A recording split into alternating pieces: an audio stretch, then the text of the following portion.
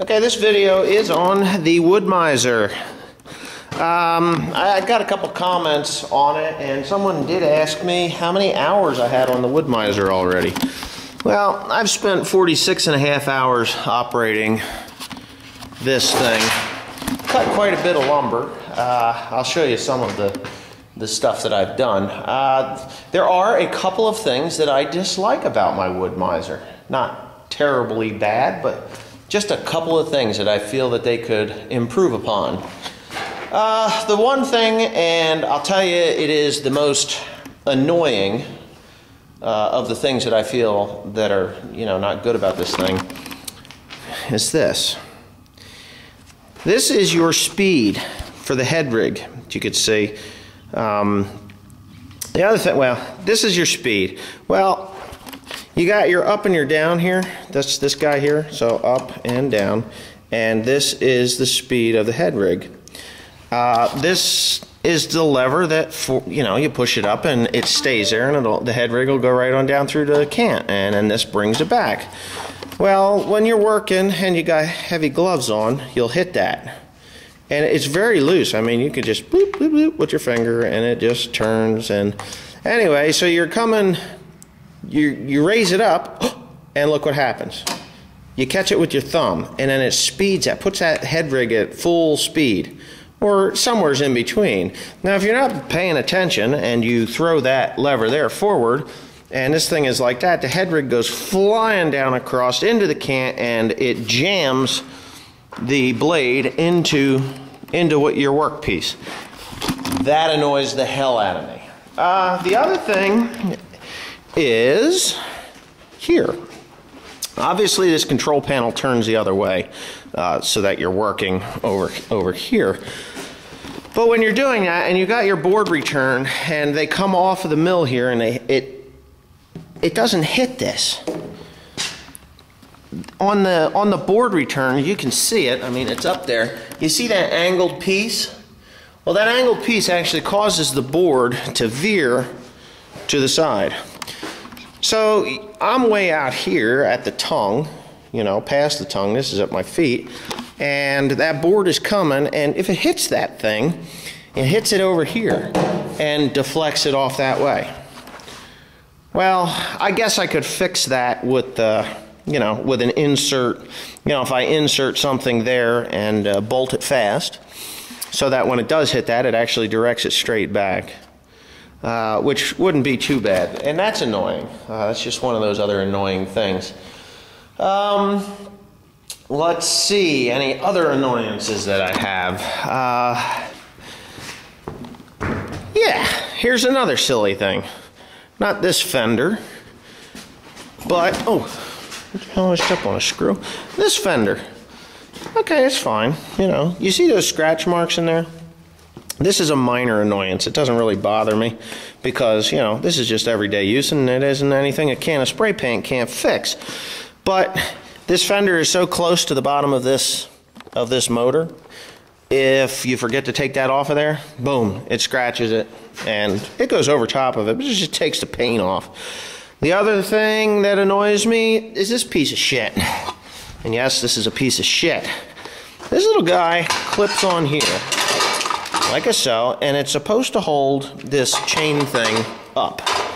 Well, again, this is operator error. If you forget to take that, oh God, if you forget to take that off of there, guess what? It bends it. You can see that the tabs are bent.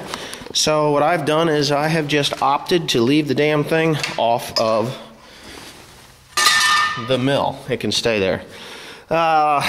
Everything else is really perfect. Oh yeah, one more minor thing. The fluid is fine.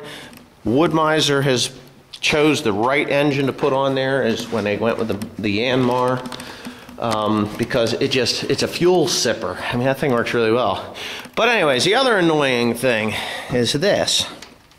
Okay, this is your lube mizer. And as you can see, I have spliced it. Actually, this is the original hose. This is a new hose because when you... What the hell did I do to that? it was on the board return when I was returning boards. For some reason, because this board return here actually angles the board to the side, it'll slip off of that thing and catch this and tear it off. Now, in 46.5 hours, I've done that no less than 4 or 5 times, and it pisses me off. So that is the only other complaints. Now, for the pros of the Wood-Mizer, well, I guess I already did one pro, that Yanmar diesel.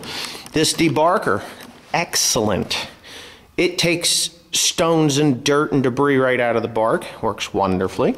The batteries are charged. It has 2 alternators. Obviously, one is for the batteries to run the hydraulics on this, and the other one is for the battery to start and shut off the Yanmar diesel. Hold on a second, I just dropped my glove.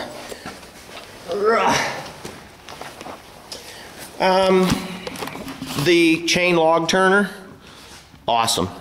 The thing is awesome. It just works really good.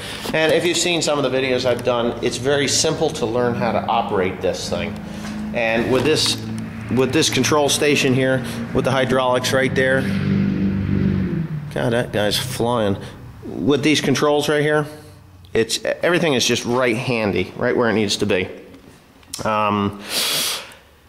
I think that the Wood-Mizer mill is probably the best as far as speed for a portable sawmill, I would say. I mean, a circle mill is faster.